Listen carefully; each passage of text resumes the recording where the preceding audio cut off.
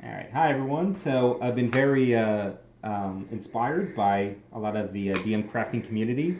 So I want to try and make a very simple modular tile system. I guess we're calling it Foamodular. That's a working title. So basically, I'm going to go over what I have here and how versatile it is and how you can make it. So I'm going to start with the basic 4x4 foam tile. You can really make this with cardboard, or if you don't have, so I used a table saw to make this grid. If you don't have a table saw, you could just cut out these squares individually and then glue them so that they're spaced out correctly. But basically the way this system works is I have grooved this tile, and this is our basic smallest one. You can make them as big as you want, obviously. And then I made these walls. They're 1 inch, so they cover 1 inch square. And then the key is that they have this lip on here. And this lip locks into our groove. So here I'm going to make a basic tile that I could pre-make before I even start my game. And as you can see, it will lock in there. So this is a regular tile, right? I can pre-make a corner tile here, just like that, and so forth, and I can keep adding them. Now the versatility comes from the fact that we take this 4-inch tile and we cut some pieces that are 2 inches and 1 inch, and they work as filler pieces in between.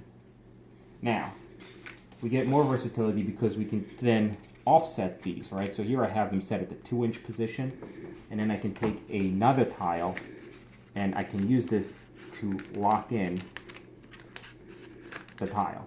All right, so slide it in here, and now this tile is locked in place with the next one. Now we can also make taller or different walls. So here I have taller walls that are actually cave walls. All right, so you can make any style walls you want, and it still works with this system. And obviously you can expand it as much as you want. Now, if you're familiar with Waylock's system, the clip-on system is also compatible with these style walls that I have here, the shorter ones. With the bigger ones, obviously you'd have to modify it. But it would still work and be compatible with that. They're also compatible with, obviously, Dwarven Forge. If you wanted to use their doors instead, you could do that as well. So that's one way of doing it. And obviously you can make whole rooms, just make a bigger tile instead of a 4x4, and you can have pre-made rooms. Now, if you're like me, you like boards. So what I've done here is I've made a board with the same system, and I've used some cave tiles. I've used some of our smaller castle tiles here. Back here you can see I've made some pillars. They work the same way. They're locked in with this lip, and I lock it in. I made a fireplace to show that you can make furniture, right? So this could be, you can make this into a bookcase. Yeah, you can make a bed, a table. It works the same way, where you have this lip on here, and it just slides in. So what you could do is you could pre-make a whole board here with your dungeon on it. You could even then attach those tiles and expand onto it with different rooms and hallways, and you could lock it in if you wanted, just like I showed you.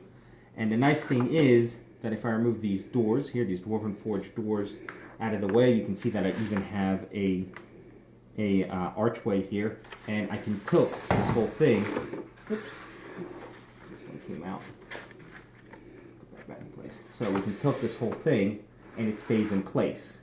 So everything is locked in. I can travel with a pre-made dungeon. I can have it at home pre-made. I can have different boards, right? So we could have had a lava board. I can have an outdoors board, and I can make any style walls that I want, and it would still work completely modular in that way. And then when I'm done, I just take these walls off, and this is what I store along with the tiles or this board that I have on here.